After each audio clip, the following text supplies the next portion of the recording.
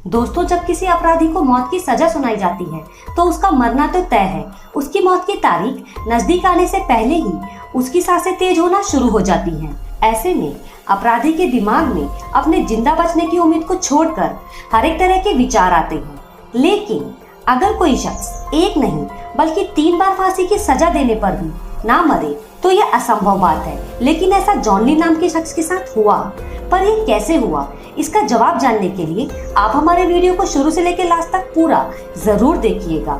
आप हैरान हो जाएंगे। दोस्तों, एक ऐसा कातिल जिसे कानून भी 3 बार नहीं मार पाया। जॉन ली एक ऐसा शख्स जिसे ब्रिटिश कानून भी मारने में असफल रहा। पर यह हुआ कैसे, इसे जानने के लिए पहले हमें ये समझना होगा कि पहले के समय में फांसी की सजा कैसे दी जाती थी। दोस्तों, पहले के समय में इंसानों को सजा देने के लिए उन्हें जलाने से लेकर उनके बॉडी पार्ट्स को काटने तक के अटेम्प्ट्स किए जाते थे।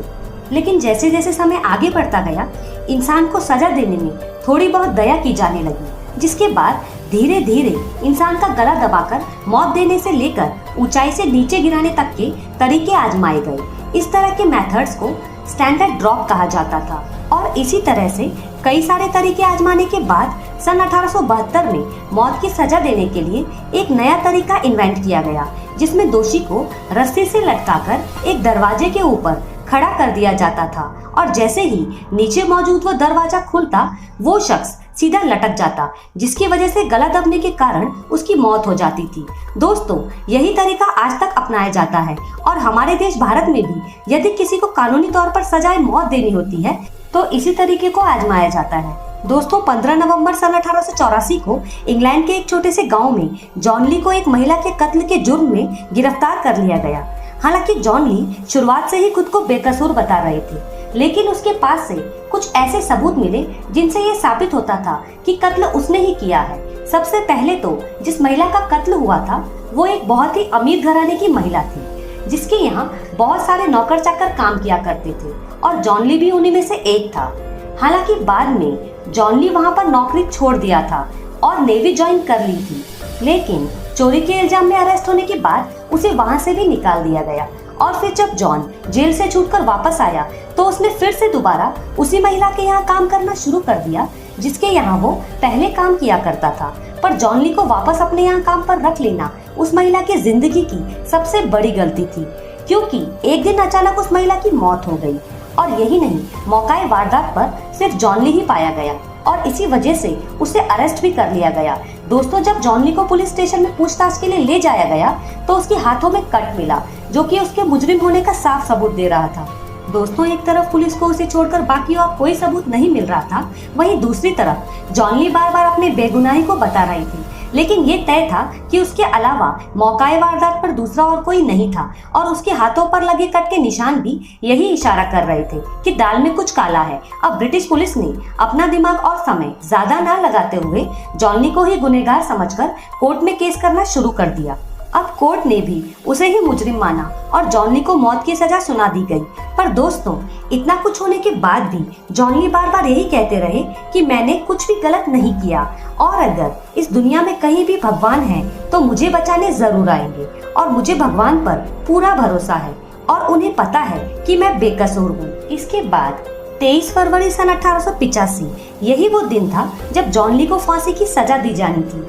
अब जॉन के दिमाग में तरह तरह की बातें चल रही थी, लेकिन शायद ही उसने कभी ये सोचा होगा कि भगवान सब देखते हैं। जॉन को फांसी देने के ठीक पहले हर एक चीज पूरी तरह से चेक की गई थी कि सब कुछ सही से काम कर रहा है या नहीं, और फिर जॉन के गले में रस्सी लटकाकर उसका मुंह पूरी तरह से ढक दिया गया। जिसके बाद जैसे ही जल्लाद ने नीचे मौजूद दरवाजे को अपने हाथों से हैंडल दबाकर खोला तो दरवाजा खुला ही नहीं। इसके बाद उसने कई बार हैंडल को ऊपर नीचे करके दरवाजा खोलने की कोशिश की, लेकिन उस दिन दरवाजा खुला ही नहीं। उसके बाद दोस्तों, फांसी की तारीख अगले दिन रखी गई। जब दूसरे दिन जॉन ली को फिर से सजा देने के लिए लाया गया तो उस दिन भी दरवाजा नहीं खुला।